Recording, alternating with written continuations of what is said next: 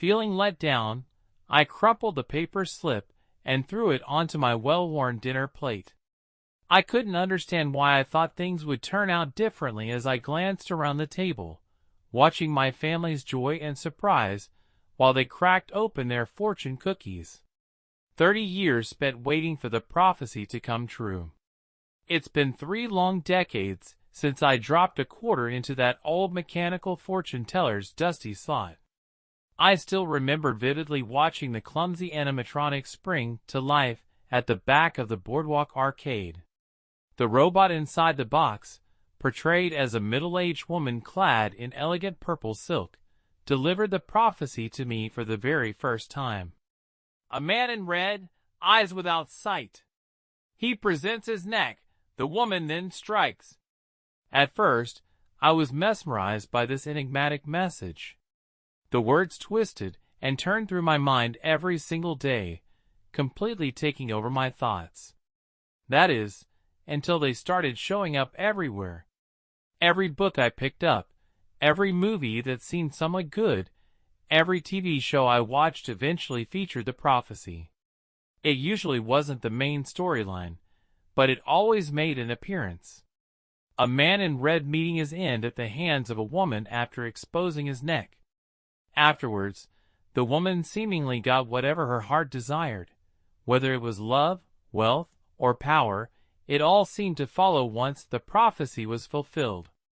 But so far, that man in red hasn't made a single appearance for me. Every horoscope and fortune cookie, weekly emails from an unknown sender with the prophecy as the subject line. The words could even show up in my cereal if I let them. It's driving me crazy. Things have finally started to get interesting, though. One night, I was out at a nice steakhouse downtown with a coworker. At the end of our meal, the restaurant owner walked over to us, bending down at the table to sincerely thank us for our business. That's when I noticed his outfit, a striking crimson suit. The blazer, the pants, even his shoes were a deep, rich red. Before I could react, my coworker plunged her steak knife through the man's neck. As he fell over, my coworker flashed a wild grin. "What? You thought you were the only one?" That's when I saw his tie, now stained red from his bleeding wound. "Charlotte, you're an idiot. A man in red, eyes without sight. Not tie bright white, or whatever nonsense you thought. He's supposed to be blind." Her grin vanished the instant an off-duty police officer tackled her. I figured if she had remembered the prophecy correctly, she wouldn't be sitting in county jail as I typed this. Maybe that's why the prophecy keeps repeating itself, to prevent mistakes. Some people just can't be bothered to pay attention, I guess. As Charlotte was led away by the off-duty officer, a heavy silence settled over the restaurant. I sat there, stunned, trying to process what had just happened. My mind raced. How could she have known exactly what to do? And why did she interpret the prophecy so differently? Questions swirled in my head, but one thing was clear. Something sinister was unfolding, and I was right in the middle of it. After the chaos subsided, I decided to leave the steakhouse, needing fresh air to clear my thoughts. The chilly night air did little to calm my nerves. I walked briskly through the quiet streets, my mind replaying the events. The crimson suit, Charlotte's precision, it all felt too orchestrated to be mere coincidence.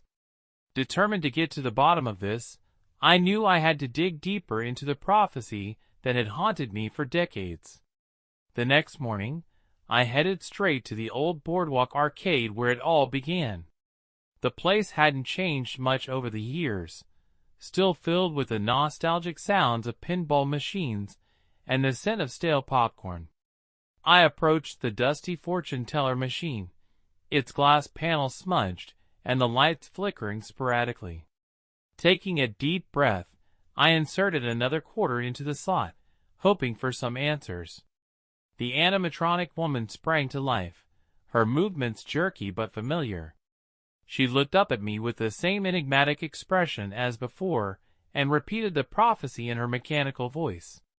A man in red, eyes without sight. He presents his neck, the woman then strikes. I felt a chill run down my spine. This time, I didn't just listen passively. I reached out and pressed a hidden button behind the machine, revealing a small compartment. Inside was an old, yellowed notebook, the very same one Charlotte had been referring to earlier. Flipping through its pages, I discovered detailed accounts of past prophecies and their unsettling accuracies. It became clear that I wasn't the first to be obsessed with these predictions. Determined to find the elusive man in red, I began piecing together the clues from the notebook. Each entry detailed different individuals and events that mirrored the prophecy. Some had tragic ends, while others seemed to achieve their desires just as foretold. One entry stood out: a blind man named Daniel Hartley, who disappeared mysteriously 30 years ago. Armed with this new information, I started my search for Daniel. My investigation led me to the local library, where I spent countless hours poring over old newspapers and public records. Finally, I found a mention of Daniel, a reclusive artist who was rumored to have dabbled in the occult. According to the articles, he vanished the night he was about to unveil his most ambitious work, a series of paintings said to predict the future. Weeks turned into months as I delved deeper into Daniel's life. I visited his last known address, an abandoned studio on the outskirts of town. The place was eerie, filled with unfinished canvases and scattered art supplies. Among the debris, I found a hidden compartment beneath the floorboards containing Daniel's journal. The pages were filled with cryptic symbols and references to the prophecy, hinting at a ritual that could alter fate itself. One entry caught my eye: "The threads of destiny are fragile. To change one strand affects the entire tapestry." It became apparent that the prophecy wasn't just a prediction, but a mechanism that influenced reality. The more I uncovered, the more I realized that someone, or something, was manipulating these events to fulfill an unknown agenda. The lines between fate and free will were blurring, and I was determined to stop whatever was at play. Late one night, as I was reviewing Daniel's journal at home, I felt a presence in the room. The temperature dropped suddenly, and the lights flickered. A shadowy figure emerged from the darkness, its form indistinct but unmistakably human. It approached me silently, and I could feel its piercing gaze despite its lack of visible eyes. "You shouldn't have meddled," the figure whispered, its voice echoing unnaturally in the confined space. I stood my ground, clutching the journal tightly. "Who are you? What do you want?" The figure hesitated before speaking. "I am the guardian of the prophecy. Every cycle must be completed to maintain balance. You have disrupted the sequence, and now there are consequences." Before I could respond, the room seemed to warp around me. Visions of past and future events flashed before my eyes, each linked to the prophecy and its fulfillment. I realized that the prophecy was more than just words. It was a living entity, binding destinies together in a complex web. Desperate to regain control, I remembered the words from Daniel's journal about altering fate. With newfound determination, I began to recite the prophecy aloud, trying to reverse the chain of events. The shadowy figure writhed and twisted, resisting my efforts. Just as it seemed all hope was lost, a blinding light filled the room, and the figure dissipated into nothingness. Breathing heavily, I sank to the floor, the journal slipping from my grasp. The room returned to normal, but I knew this was only the beginning. The prophecy had a way of pulling people back in, and I wasn't sure if I could escape its grasp. After the intense encounter with the shadowy figure, I couldn't shake the feeling that things were far from over. The journal lay forgotten on the floor as I tried to collect my thoughts. I knew the prophecy still held power over my life, and stopping one cycle might have just triggered another. Determined to understand more, I decided to visit Daniel's old studio once again. Maybe there was something I missed the first time. The abandoned studio stood silent under the moonlight, its windows like dark, watching eyes. I pushed open the creaky door and stepped inside, the musty smell of neglected art filling my lungs. This time, I was prepared. I brought along the journal, flashlight, and a small notebook to jot down any new discoveries. As I explored the cluttered space, I found a hidden staircase leading to a basement I hadn't noticed before. Descending into the darkness, I found a room filled with more of Daniel's cryptic symbols and strange artifacts. In the center stood a large, ornate mirror with intricate carvings around its frame. The reflection showed not just my image, but a series of overlapping shadows that seemed to move independently. Suddenly, the mirror rippled like water, and an image of Daniel appeared, his eyes clouded with desperation. "Find the key," he whispered before fading away. My heart pounded. What key? Was it literal or metaphorical? I scoured the room, finally discovering a small, antique key hidden behind a stack of old canvases. Clutching it tightly, I felt a surge of hope mixed with anxiety.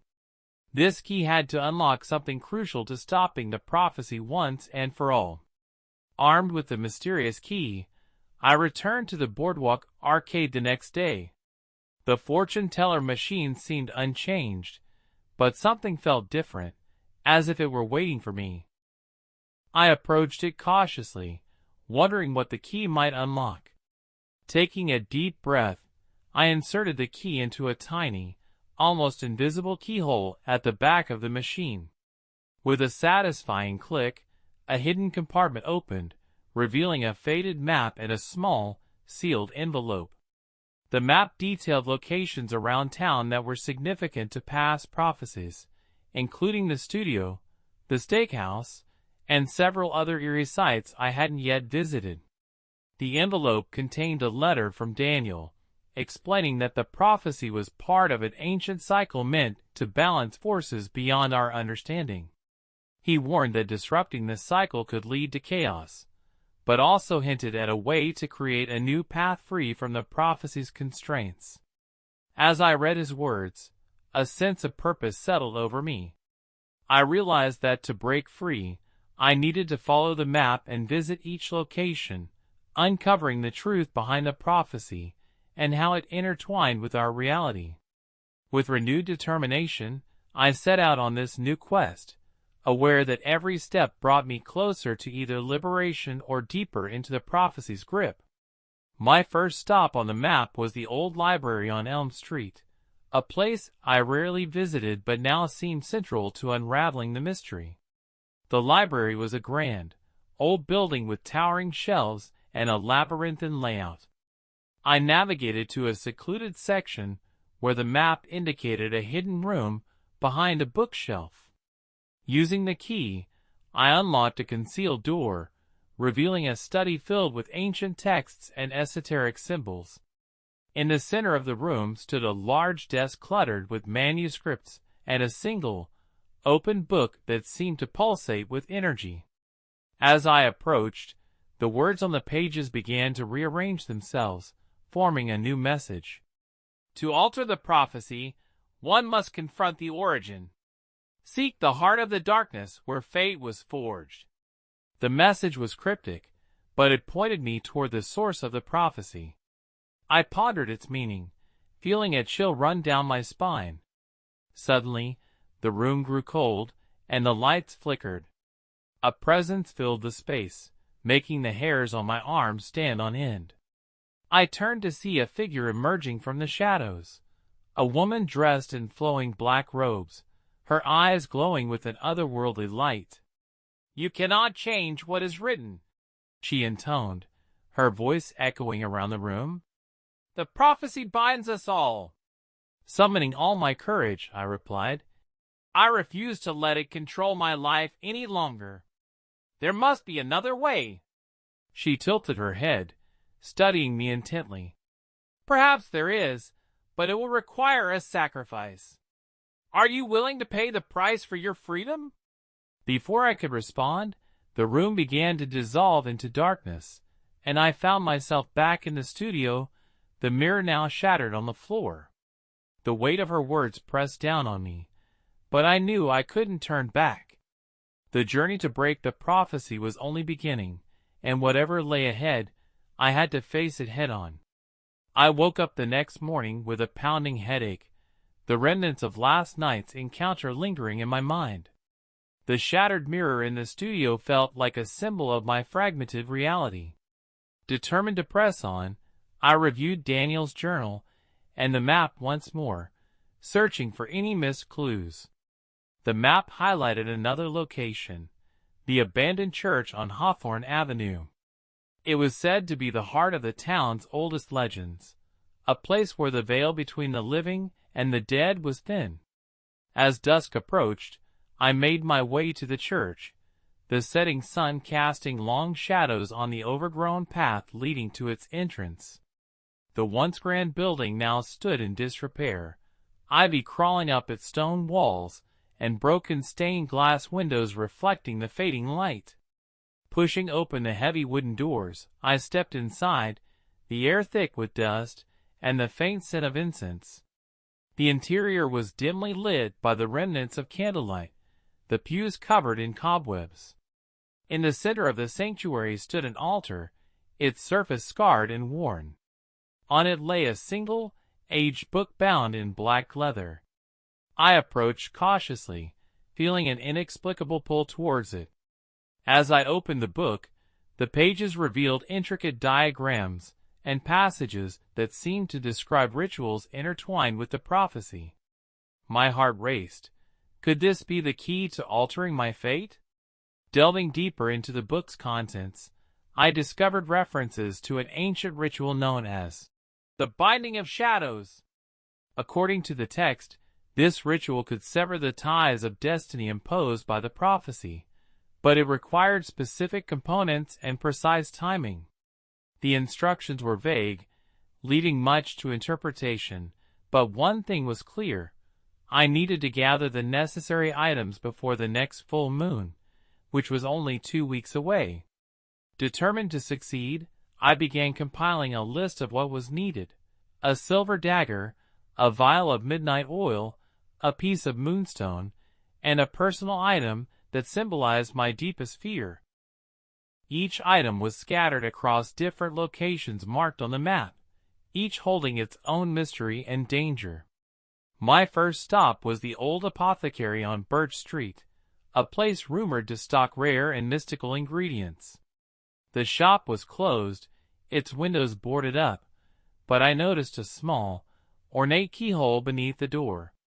Remembering the antique key I found earlier, I inserted it, and with a soft click, the door creaked open. Inside, shelves were lined with dusty bottles and strange artifacts. I found the vial of midnight oil tucked away in a hidden cabinet, its contents swirling with an inky darkness. With the first item secured, I felt a glimmer of hope. But I knew the journey ahead would only grow more perilous as I delved further into the prophecy's secrets. Next on my list was the silver dagger, said to be hidden in the abandoned lighthouse at the edge of town. The lighthouse had been non-operational for decades, its light extinguished after a mysterious shipwreck claimed several lives. As I approached the towering structure, the wind howled through the broken windows, and the door hung loosely on its hinges. Inside, the air was damp and cold, the spiral staircase leading to the top shrouded in darkness. I climbed carefully, each step creaking under my weight. Reaching the lantern room, I found the silver dagger mounted on the wall, its blade gleaming eerily in the moonlight streaming through the broken panes. As I reached out to take it, a sudden gust of wind extinguished my flashlight, plunging me into darkness. Heart racing, I fumbled to turn it back on, but the dagger had vanished. Panic set in as I realized someone, or something, was watching me. A shadowy figure emerged from the darkness, its presence oppressive and menacing. "You shouldn't interfere," it whispered, the voice sending chills down my spine. "The prophecy must be fulfilled." Before I could react, the figure dissipated into the night, leaving me alone and daggerless. I descended the staircase, shaken but resolute. There had to be another way to obtain the dagger, or perhaps a clue to its whereabouts. Undeterred by the encounter at the lighthouse, I returned to Daniel's journal, searching for any hints about the dagger's disappearance. One entry caught my attention. "The dagger chooses its bearer when destiny calls." It dawned on me that the dagger might not be a mere object, but a sentient artifact linked to the prophecy itself.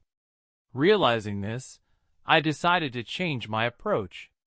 Instead of seeking the dagger, I focused on understanding its connection to the prophecy. I revisited the abandoned church, hoping to find more insights. There, amidst the shadows, I encountered the woman in black robes once again. Her presence was both familiar and unsettling. "You seek to alter the course," she stated, her eyes glowing with an otherworldly light. "But every action has its consequences. The binding of shadows is not without sacrifice." I mustered my courage and replied, "I don't want to be bound by this prophecy any longer. What must I do?" She extended her hand, revealing a hidden compartment in the altar. Inside was the piece of moonstone I needed. "Take this and proceed with caution. The path you choose will determine not only your fate, but the fate of all involved." With the moonstone in hand, I felt a surge of determination. The pieces were coming together, but the true test was yet to come. The next item on my list was the piece of moonstone, which I had already obtained from the church. Now, I needed to find the personal item representing my deepest fear. This proved to be the most challenging task, as it required introspection and courage to confront what haunted me most. I spent days reflecting on my past, recalling memories that had long been buried. Finally, I identified my deepest fear: failure. The fear of letting down those I cared about, of not living up to expectations, and of losing control over my destiny. To symbolize this fear, I chose a worn-out photograph of my family, taken years ago during a happier time. It was a tangible reminder of what I stood to lose if the prophecy remained unbroken. With all the required items in my possession, I felt both exhausted and empowered. The full moon was only days away, and I knew the ritual had to be performed precisely at midnight. I prepared a safe space in my home, clearing the room and setting up the necessary components as outlined in the book. As midnight approached, I took a deep breath, clutching the journal tightly. The air grew still, and a sense of anticipation filled the room. It was time to confront the prophecy head-on and attempt to change the course of my fate. Under the silvery glow of the full moon streaming through my window, I began the ritual.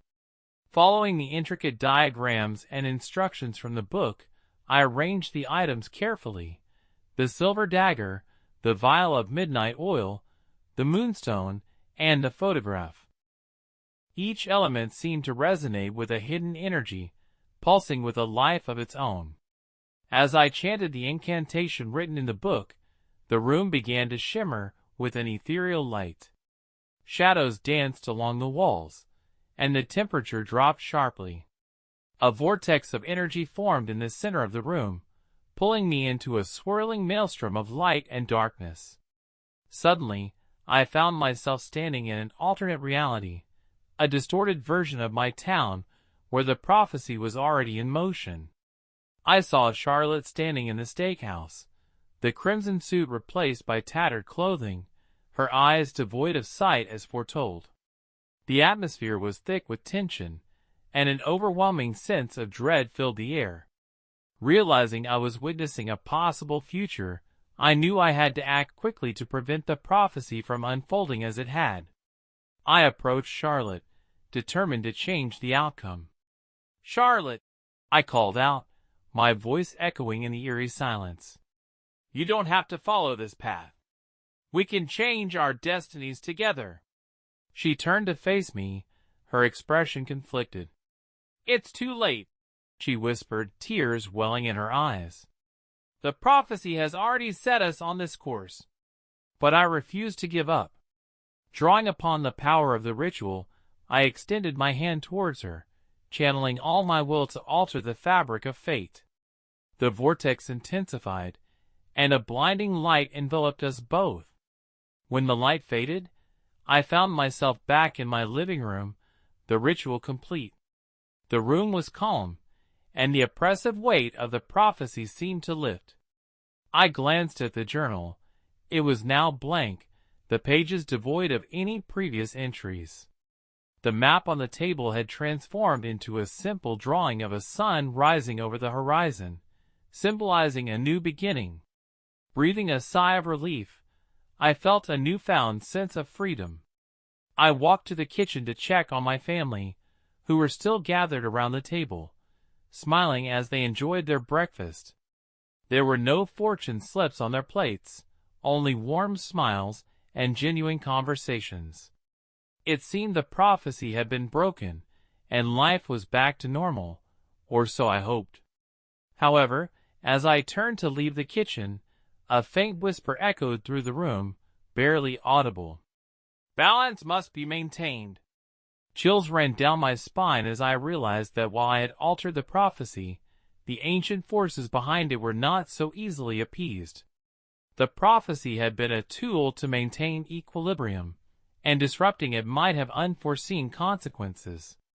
Determined to protect my family and uncover the remaining secrets, I knew my journey was far from over. The prophecy had changed, but its legacy lived on, intertwining with my fate in ways I couldn't yet comprehend. As I prepared to face whatever challenges lay ahead, I vowed to continue seeking the truth and safeguarding those I loved from the shadows that lurked just beyond the veil. Days turned into weeks, and life settled into a semblance of normalcy. My family's laughter filled the house, a stark contrast to the tension that had once dominated my days. Yet, the whispered warning from the ritual lingered in my mind, a constant reminder that the prophecy's influence might still be present. One evening, as I was going through the remaining pages of Daniel's journal, I discovered a hidden compartment sewn into the binding. Inside was a small, intricately carved talisman and a note that read, "For protection against what lies beyond." Realizing its importance, I decided to carry the talisman with me at all times, hoping it would shield me from any lingering darkness. My next destination on the map was the old cemetery on Raven's Hollow, a place steeped in mystery and local folklore. It was said to be haunted by restless spirits and the site of numerous unexplained phenomena. As I arrived under the cover of night, the moon casting an eerie glow over the gravestones, I felt a sense of foreboding. Clutching the talisman, I ventured deeper into the cemetery, guided by the map's indications.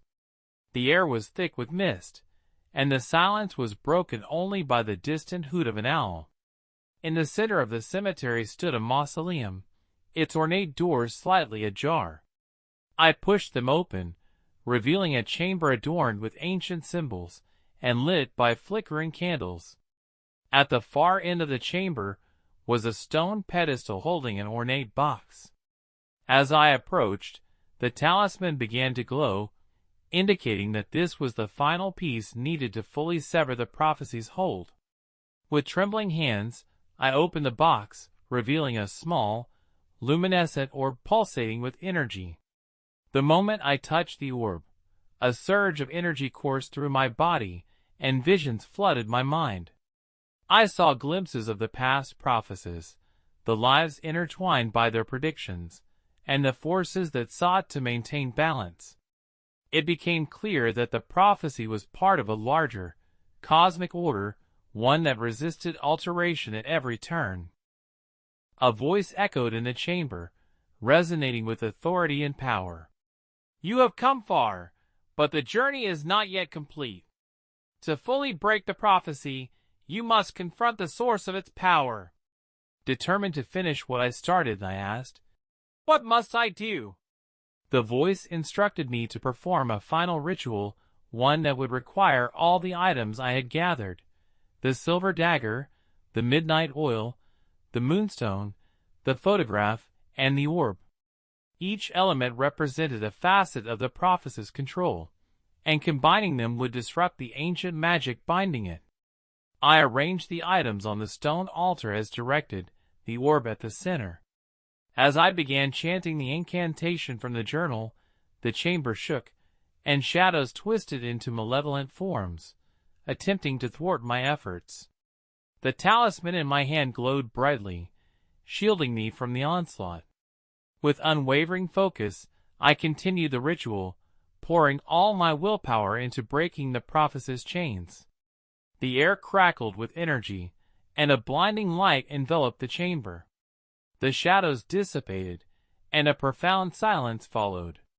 When the light faded, I stood alone in the mausoleum, the items neatly arranged, and the prophecy seemingly dissolved. A sense of peace washed over me, and I felt liberated from the years of fear and uncertainty. As I left the cemetery, the first rays of dawn breaking on the horizon, I knew that the battle was won. The prophecy no longer held sway over my life or the lives of those around me. But deep down, I understood that the forces I had encountered were ever present, watching and waiting. The balance had been restored, for now. Life gradually returned to its peaceful rhythm. My family thrived, unaware of the dark shadows that once loomed over us. I focused on rebuilding my life, cherishing each moment of normalcy that I had long taken for granted. Yet, the experience left an indelible mark on me, a reminder of the thin line between fate and free will. One afternoon, while organizing the remnants of my quest, I stumbled upon a hidden compartment in Daniel's journal. Inside was a small, folded piece of parchment and a key identical to the one I had used before. Unfolding the parchment, I found a map leading to a secluded grove deep within the forest on the outskirts of town. Curiosity piqued, I decided to investigate, sensing that there was still more to uncover about the prophecy and Daniel's role in it. As evening approached, I made my way to the grove, the dense forest surrounding me in an almost impenetrable embrace. The air was thick with the scent of pine and the sounds of nocturnal creatures. Reaching the center of the grove, I found a stone altar similar to the ones I had encountered before. Placing the key into a slot on the altar, I heard a soft click, and a hidden compartment opened, revealing an ancient scroll. The scroll detailed the origins of the prophecy, tracing it back to a time when ancient civilizations sought to control destiny through mystical means. According to the scroll, the prophecy was created to maintain a delicate balance between light and darkness, ensuring that neither force gained supremacy. It became evident that my actions had disrupted this balance, and while I had successfully broken the immediate prophecy, the larger cosmic order still required attention.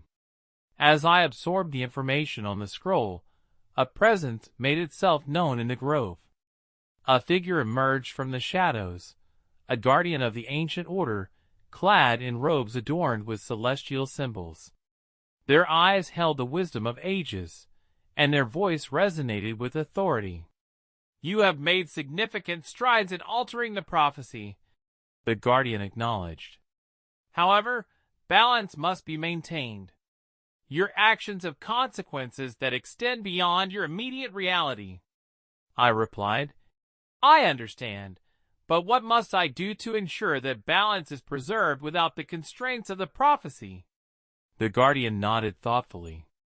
There is a way to harmonize your free will with the cosmic order, but it requires a sacrifice, a relinquishment of something deeply cherished to restore equilibrium.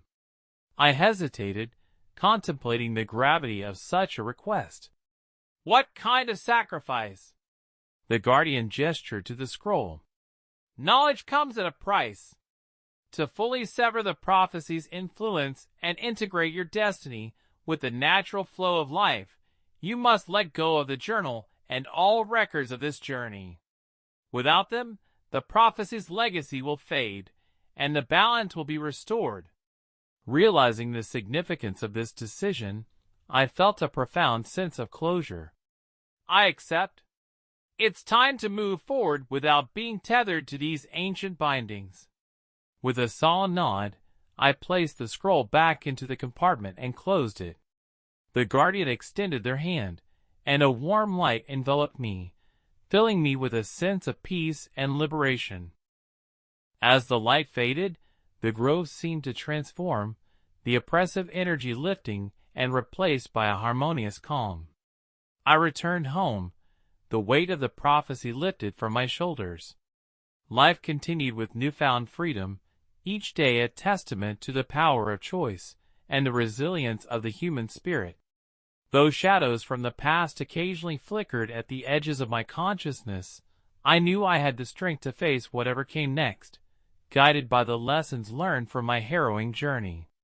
Weeks passed, and the memories of the prophecy and the rituals that had defined my existence began to blur into the background.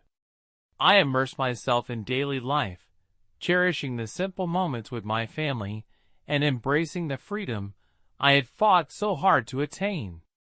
Yet, deep down, a part of me remained vigilant, aware that the forces I had encountered were not entirely vanquished. One evening, as I was enjoying a quiet dinner with my family, the power suddenly went out, plunging our home into darkness. The lights flickered back on moments later, but an uneasy feeling settled over me. Dismissing it as a mere power surge, I continued my evening, unaware that the balance I had worked to restore was about to be tested once more. The following day, I received a package with no return address. Inside was a simple, unmarked box containing a single item, a silver pendant identical to the talisman I had carried during the ritual. Alongside it was a note written in elegant script. Balance must be maintained. A chill ran down my spine as I realized that despite my efforts, the prophecy's remnants still lingered. I knew that the ancient order's influence extended beyond what I had initially understood, and the quest to maintain harmony was far from over. Determined to protect my family and uphold the balance, I decided to seek out the guardian once more. Recalling the grove's location, I ventured into the forest, the pendant hanging around my neck as a symbol of my commitment. The journey felt familiar yet different, as if the forest itself was guiding me towards a new destiny. As I approached the grove, the air shimmered with mystical energy, and the guardian awaited me, their presence both reassuring and formidable. You have been tested again, they stated. The pendant is a reminder that balance is an ongoing process, one that requires vigilance and sacrifice. I nodded, understanding the gravity of the situation. What must I do to ensure that harmony is maintained? The guardian explained that the pendant was a conduit for maintaining the balance between light and darkness. To keep the equilibrium intact, I needed to become a guardian myself, entrusted with the responsibility of monitoring and intervening when necessary. Accepting this role meant dedicating my life to preserving the cosmic order, balancing the forces that sought to influence destiny. It was a heavy burden, but I felt a sense of purpose and fulfillment. I accept the responsibility. With that, the pendant glowed brightly, merging with my being and granting me the knowledge and power needed to fulfill my new role. The guardian smiled, a gesture of approval and hope, before fading into the ethereal light. As I left the grove, I felt a profound connection to the universe, understanding that my journey was now part of a greater tapestry. The prophecy had transformed me, not as a pawn bound by fate, but as a guardian ensuring that balance was maintained for generations to come. Embracing my new role as a guardian, I began to understand the delicate interplay between destiny and free will. The pendant around my neck served as a constant reminder of my duty, its energy attuned to disturbances in the cosmic balance. I delved deeper into ancient texts and artifacts, expanding my knowledge and honing my abilities to detect and address disruptions caused by prophecies or other mystical forces. One evening, while researching in the attic of my home, I stumbled upon an old, ornate box that had been forgotten amidst years of clutter. Inside was a collection of letters and photographs detailing Daniel's final days.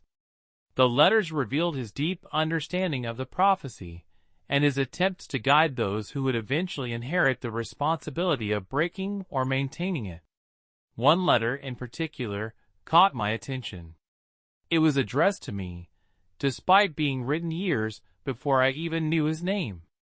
"To the one who will carry this burden," it began, "know that you are not alone. Seek the others who have walked this path, for together you can uphold the balance and protect those you love." Intrigued and heartened by the message, I realized that I wasn't the only guardian. There must be others like me, scattered across different realms and realities, each playing their part in maintaining the cosmic order. Determined to find them, I began searching for clues within the letters and photographs, hoping to connect with fellow guardians. My search led me to a secluded library dedicated to esoteric knowledge and mystical practices. The librarian, an elderly woman with keen eyes and an air of wisdom, welcomed me warmly. "I've been expecting you," she said, as if she knew my purpose. "You're here to join the Circle of Guardians." She explained that the circle was a collective of individuals chosen across different times and places to safeguard the balance between light and darkness. Each member brought unique skills and perspectives, working together to address threats that could disrupt the harmony of the universe. Eager to join this community, I accepted her invitation and began the initiation process. Through rigorous training and collaboration, I connected with other guardians, sharing experiences and strategies to handle the challenges we faced. The circle became my new family, united by our shared mission and the bonds forged through our trials. Together, we tackled disturbances caused by rogue prophecies, malevolent entities, and other supernatural phenomena. Each success reinforced our commitment to maintaining the delicate equilibrium, and I felt a profound sense of purpose and belonging. As I settled into my role within the circle, I understood that the prophecy was not just a personal struggle but part of a larger cosmic dance. The balance we worked to preserve was essential for the harmony of all existence, and I was honored to be a part of it.